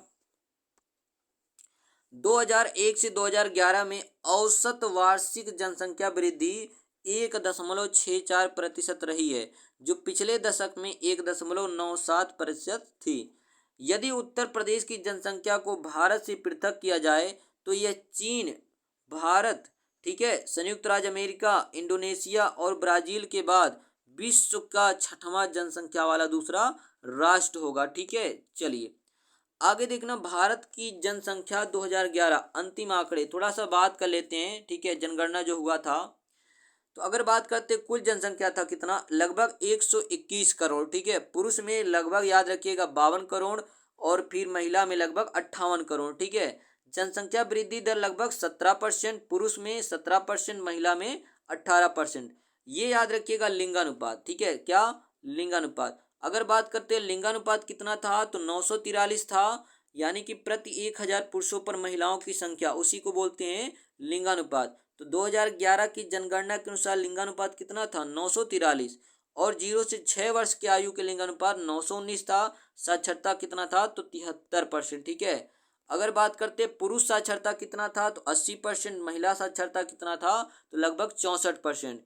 जनसंख्या घनत्व की बात करें तो भाई प्रति वर्ग किलोमीटर पर स्थित जो जनसंख्या होती है वो जनसंख्या घनत्व होता है। ये कितना था, भारत की जनसंख्या 2011 के अनुसार 382 प्रति वर्ग किलोमीटर था। चलिए आगे हम लोग बात करते हैं। हम लोग सर्वाधिक जनसंख्या वाले 3 राज्य कौन कौन से हैं, उत्तर प्रदेश, महाराष्ट्र, बिहार। न्यूनतम जनसंख्या वाले 3 राज्य सिक्किम, मिजोरम, अरुणाचल प्रदेश। सर्वाधिक जनसंख्या वाले 3 केंद्र शासित प्रदेश दिल्ली, पुदुचेरी, चंडीगढ़।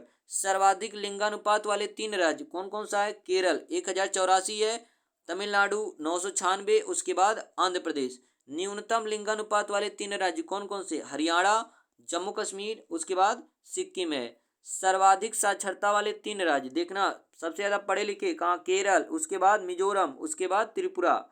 न्यूनतम साक्षरता वाले 3 राज्य बिहार, अरुणाचल प्रदेश और राजस्थान। सर्वाधिक जनसंख्या घनत्व वाले 3 राज्य बिहार, पश्चिम बंगाल, उसके बाद केरल। न्यूनतम जनसंख्या घनत्व वाले 3 राज्य अरुणाचल प्रदेश, मिजोरम और सिक्किम।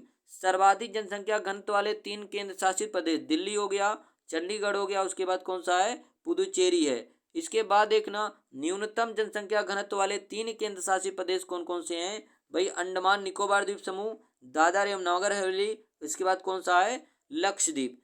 भारत विश्व की निवास करने वाली जनसंख्या कितनी, लगभग 17.5%। ठीक है। भारत में विश्व की निवास करने वाली जनसंख्या कितनी है, तो 17.5%। भारत में सर्वाधिक जनसंख्या वृद्धि दर कितने समय में रही, तो 1966 से 71 के समय। ठीक है। 1966 से 1971 के समय लगभग कितना रहा, 24.80% रहा। भारतीय जनसंख्या का महाविभाजन वर्ष किसे कहा जाता है, तो 1921 को। 3 सर्वाधिक जनसंख्या वाले देश चीन हो गया, भारत हो गया, संयुक्त राज्य अमेरिका हो गया। इसके अलावा देखना 2011 की जनगणना का शुभांकर क्या था, तो प्रगणक शिक्षिका था। 2011 की जनगणना का स्लोगन क्या था, यानी कि जो उसका मतलब ध्येय वाक्य क्या था, हमारी जनसंख्या हमारा भविष्य। 2011 की जनगणना के महापंजीयक व जनगणना आयुक्त कौन थे, तो सी चंद्रमौली थे। ठीक है। न्यूनतम महिला साक्षरता प्रतिशत वाले 3 राज्य, तो भाई बिहार, उसके बाद राजस्थान, उसके बाद कौन था, तो झारखंड था। ठीक है। चलिए आगे बात करते हैं, हम लोग कुछ पॉइंट की बात करते हैं, ध्यान देना। वर्ष 2011 में 40 लाख से अधिक जनसंख्या वाले नगर संकुचों में महानगरों की संख्या कितनी थी, 9 थी। 40 लाख से अधिक जनसंख्या वाले नगर इस प्रकार थे, कौन कौन से, तो भाई मुंबई, दिल्ली, कोलकाता, चेन्नई, बेंगलुरु, हैदराबाद, अहमदाबाद, पुणे और कौन सा था, सूरत था। ठीक है। चलिए तो इसके अलावा देखना, ठीक ठीक ठीक, इसको पढ़ लीजिएगा, आपको दे दिया जाएगा पीडीएफ में। हाँ ठीक है। देखिए सर्वाधिक नगरीय जनसंख्या किसकी थी, महाराष्ट्र की थी। सर्वाधिक अनुसूचित जाति यानी कि एससी कहाँ पे प्रतिशतता कहाँ थी, पंजाब में प्रतिशतता। ठीक है। एससी की परसेंटेज कहाँ थी 2011 में जनगणना के अनुसार, तो पंजाब में। दक्षिण एशिया में वृद्धि जनसंख्या का सर्वाधिक परसेंट वाला देश, तो भाई श्रीलंका। सर्वाधिक अनुसूचित जनजाति वाला कौन सा है, उत्तर प्रदेश।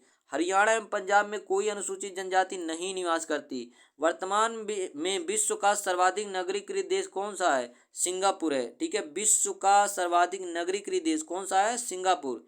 दक्षिण एशिया का सर्वाधिक नगरीकृत देश, तो मालदीव। जन्म के समय जीवन प्रत्याशा सर्वाधिक कहाँ पे है, तो भाई जापान में है। चलिए कुछ इंपॉर्टेंट पॉइंट की बात कर लेते हैं जो कि आपकी परीक्षा के दृष्टि से बहुत ही ज़्यादा इंपॉर्टेंट है, आपको याद रखना ही रखना है। ये जो है आपको देखेंगे प्रीवियस ईयर में आपको कई बार पूछा गया है। चलिए मैकमोहन रेखा भारत और चीन के बीच सीमा रेखा बनाता है। ठीक है। भारत पाक विभाजन के समय खींची गई रेखा जो थी वो कौन सी थी, तो याद रखिएगा रेड क्लिफ है। मैकमोहन रेखा भारत और किसके बीच, चाइना के बीच है। रेड क्लिफ रेखा भारत और पाकिस्तान। जबकि अगर बात करें अफगानिस्तान एवं पाकिस्तान के बीच, तो उसे कौन सा बोलते हैं, डूरंड रेखा। भारत के काराकोरम श्रेणी में स्थित सियाचिन ग्लेशियर भारत का सबसे बड़ा ग्लेशियर है। ठीक है। सियाचिन ग्लेशियर गैर ध्रुवीय क्षेत्र में विश्व का दूसरा सबसे बड़ा क्या है, ग्लेशियर है। इसके अलावा बात करते हैं हम लोग, ध्यान देना सियाचिन ग्लेशियर को लेकर भारत और पाकिस्तान के बीच में क्या है, विवाद है। पाकिस्तान की सीमा से लगे भारतीय राज्य गुजरात, राजस्थान, पंजाब और जम्मू कश्मीर है। भारत के पश्चिम में पाकिस्तान एवं पूरब में बांग्लादेश और क्या है, म्यांमार है। और भारत कुल मिला जुला के आपका कितना हो गया, जैसे आप याद करते हो बचपन में एमबीए किया, ठीक है। तो बांग्लादेश हो गया, चाइना हो गया, पाकिस्तान हो गया, नेपाल हो गया, म्यांमार, भूटान, अफगानिस्तान, ठीक है। इन सब से क्या बनाता है, तो सीमा बनाता है। चलिए आगे पॉइंट की बात कर लेते हैं। क्या है, भारत के उत्तर पूर्व में चीन, नेपाल और भूटान है। भारत के दक्षिण में श्रीलंका तथा दक्षिण पश्चिम में कौन सा है, मालदीव है। भारत में सबसे कम वर्षा कहाँ होता है, तो लेह में होता है। लेह जम्मू कश्मीर राज्य का प्रमुख नगर है। मनाली लेह राजमार्ग उत्तर भारत में हिमाचल प्रदेश के मनाली और जम्मू कश्मीर के लेह को जोड़ता है। जम्मू कश्मीर राज्य का पीर पंजाल श्रेणियों में जवाहर सुरंग है, जो कि सबसे लंबा सुरंग है। जवाहर सुरंग की लंबाई 3.75 किलोमीटर है। भारत की सबसे लंबी सुरंग कौन सी है, तो चेनानी नासाफी सुरंग, ठीक है। भारत की सबसे लंबी सुरंग चेनानी नासरी सुरंग है, ठीक है। आगे देखना, ऑपरेशन फ्लड की अगर बात करें तो भाई ऑपरेशन फ्लड दुग्ध उत्पादन से संबंधित है। यह योजना श्वेत क्रांति के नाम से भी जानी जाती है।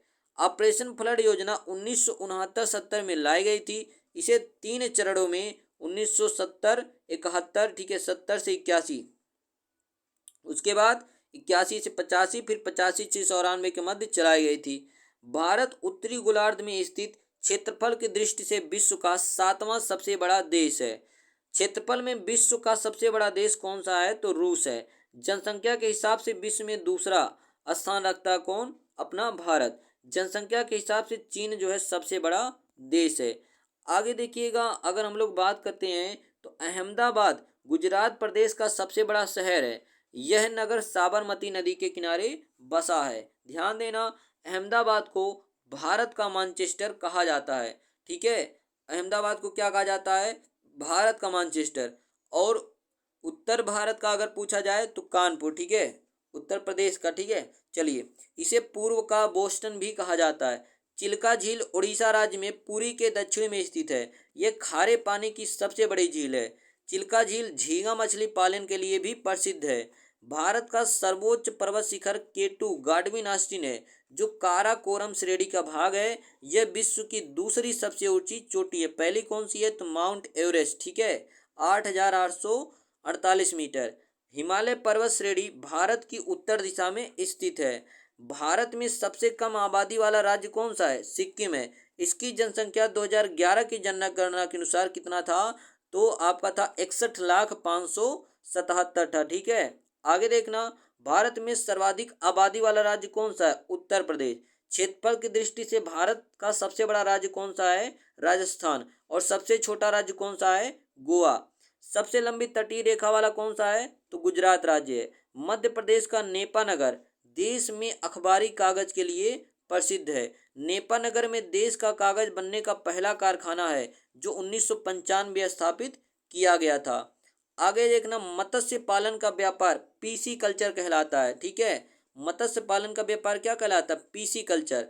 और मोनोकल्चर व्यापारिक अनाज की कृषि का एक विशिष्ट लक्षण है। विटिकल्चर अंगूर की खेती के लिए, एपीकल्चर मधुमक्खी के लिए। गंगा नदी के किनारे स्थित शहर हरिद्वार, ऋषिकेश, कानपुर, इलाहाबाद, मिर्जापुर, वाराणसी, भागलपुर और पटना है। और जो सबसे बड़ा शहर है गंगा नदी किनारे बसा वो कौन सा है, तो कानपुर है। यमुना नदी किनारे बसे कौन कौन से हैं, तो भाई दिल्ली हो गया, आगरा हो गया, अहमदाबाद हो गया, मथुरा हो गया, औरैया हो गया और इटावा हो गया। अयोध्या सरयू नदी के किनारे तथा कोलकाता हुगली नदी के किनारे स्थित है। इसके अलावा देखना, दुग्ध उत्पादन में भारत विश्व में प्रथम स्थान रखता है। दुग्ध उत्पादन पशुपालन से जुड़ा एक लोकप्रिय उद्यम है। संयुक्त राज्य अमेरिका दुग्ध उत्पादन में दूसरे स्थान पे आता है। चलिए कुछ और पॉइंट की बात कर लेते हैं हम लोग, ध्यान देना, ये आपको पॉइंट जरूर याद रखना है। भारत में सफेद क्रांति के जनक यानी कि श्वेत क्रांति के जनक डॉक्टर वर्गीस कुरियन को कहा जाता है, ठीक है, डॉक्टर वी कुरियन को। डॉक्टर वी कुरियन यानी कि डॉक्टर वर्गीस कुरियन गुजरात सहकारी दुग्ध विपणन संघ के संस्थापक एवं अध्यक्ष थे। अमूल भारत का एक दुग्ध सहकारी आंदोलन है।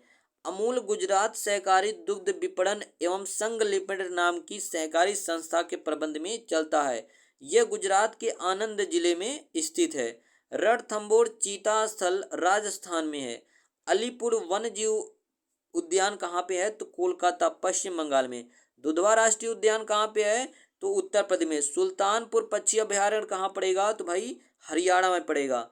आगे देखिएगा, अभ्रक एक बहुत उपयोगी खनिज है जो आग्नेय एवं कायांतरित चट्टानों में पाया जाता है। अभ्रक, ठीक है, भारत अभ्रक सीट के उत्पादन में विश्व में प्रथम है, जबकि अभ्रक के उत्पादन में चाइना जो है प्रथम स्थान रखता है। कोयला एक ठोस कार्बनिक पदार्थ है जिसको ईंधन के रूप में प्रयोग लाया जाता है। कोयले के प्रकार की बात करते हैं तो ध्यान देना, एंथ्रासाइट, बिटुमिनस, लिग्नाइट, ठीक है। तो सबसे शुद्धतम कौन सा होता है? एंथ्रासाइट कोयला। एंथ्रासाइट के बाद बिटुमिनस, उसके बाद लिग्नाइट होता है।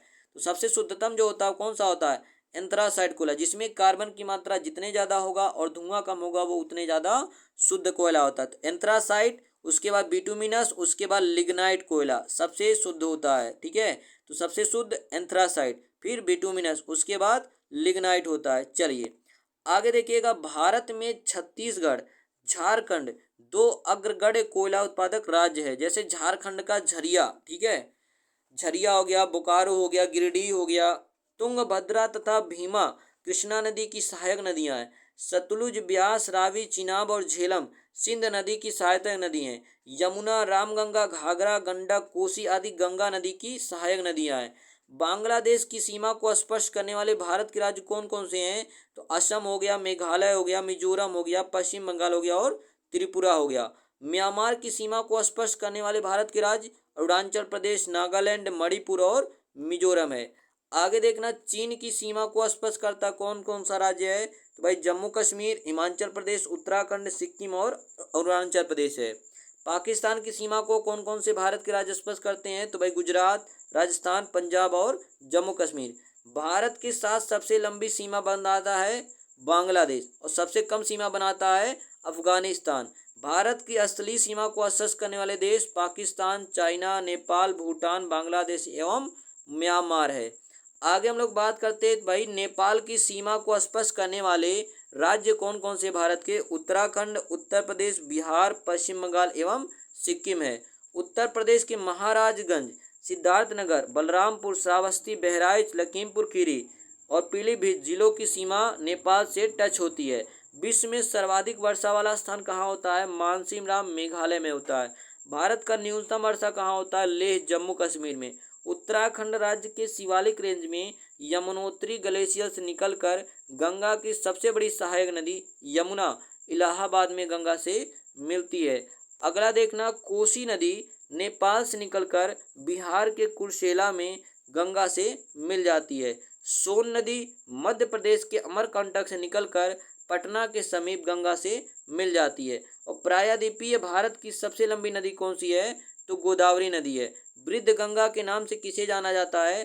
तो गोदावरी नदी को ही जाना जाता है। किसे जाना जाता है? वृद्ध गंगा के नाम से गोदावरी को ही जाना जाता है, ठीक है। चलिए इसको भी आप लोग याद रखिएगा। आगे देखना, अगला पॉइंट क्या है, महाराष्ट्र के महाबलेश्वर से निकलने वाली कृष्णा नदी की सहायक नदी कौन कौन सी है? तो भाई आपका तुंगभद्रा, कुराली, वेन्ना, कोयना, भीमा, मालप्रभा, घाटप्रभा और पलेरू और दूध गंगा है, ठीक है। इसको याद रखिएगा। चलिए, महाराष्ट्र के नासिक जिले से निकलकर तेलंगाना एवं आंध्र प्रदेश से होकर बंगाल की खाड़ी में गिरने वाली नदी गोदावरी की सहायक नदी कौन कौन सी है? कोलाब, इंद्रावती, प्राणहिता, वर्धा, पेनगंगा, ठीक है। और क्या हो गया? सबरी एवं तालीपेरू। भारत की सबसे बड़ी लैगून झील कौन सी है? तो चिल्का झील, जो कि उड़ीसा में पड़ेगा। अगला देखिएगा, भारत में आंतरिक जल परिवहन मार्गों की संख्या बराक नदी पर लखीमपुर भंगा से लेकर 6 हैं। इनमें सबसे लंबा एवं प्रथम मार्ग इलाहाबाद से हल्दिया तक 1620 किलोमीटर, ठीक है। नागार्जुन सागर बांध कृष्णा नदी पे पड़ेगा, कहाँ पे? आंध्र प्रदेश में। हीराकुंड बांध महानदी उड़ीसा में पड़ता है, ठीक है। 1957 में यह बांध भारत का सबसे बड़ा बांध है। मुल्ला परियोजना, ठीक है, मुल्ला पेरियार बांध केरल में पेरियार नदी पे बना है। इसकी ऊंचाई को लेकर तमिलनाडु और केरल के मध्य क्या है? विवाद है। अगला देखना, भारत का सबसे ऊंचा बांध क्या है? टिहरी बांध भागीरथी नदी पर उत्तराखंड में है। सरदार सरोवर बांध परियोजना गुजरात में पड़ेगा और किस नदी पे है? नर्मदा नदी पे है। कोयना बांध परियोजना महाराष्ट्र के कोयना नदी पे स्थित है। इसके बाद देखना हिडेंको, ठीक है, हिंडाल्को की बात करें तो भाई रेणुकूट सोनभद्र उत्तर प्रदेश में है। बाल्को की बात करते हैं तो कोराबा छत्तीसगढ़ में। टिस्को की बात करें जमशेदपुर झारखंड में। नालको की बात करें तो भाई भुवनेश्वर उड़ीसा में ये पड़ता है। इसके अलावा ध्यान दीजिएगा, भारतीय राष्ट्रीय राजमार्ग प्राधिकरण का पंचालन कब हुआ था? तो भाई 1995 में हुआ था। यह भूतल परिवहन मंत्रालय के अधीन एक स्वायत्तशासी निकाय है। मई 1960 में सीमा सड़क संगठन यानी कि बीआरओ को देश की उत्तरी एवं उत्तरी पूर्वी सीमा से सटे सामरिक दृष्टि से महत्वपूर्ण सड़कों में तीव्र सुधार के लिए इसे स्थापित किया गया था। इसके बाद हम लोग बात करते हैं हेल यानी कि हिंदुस्तान एरोनॉटिक्स लिमिटेड का मुख्यालय कहाँ पे है? तो बेंगलुरु में है।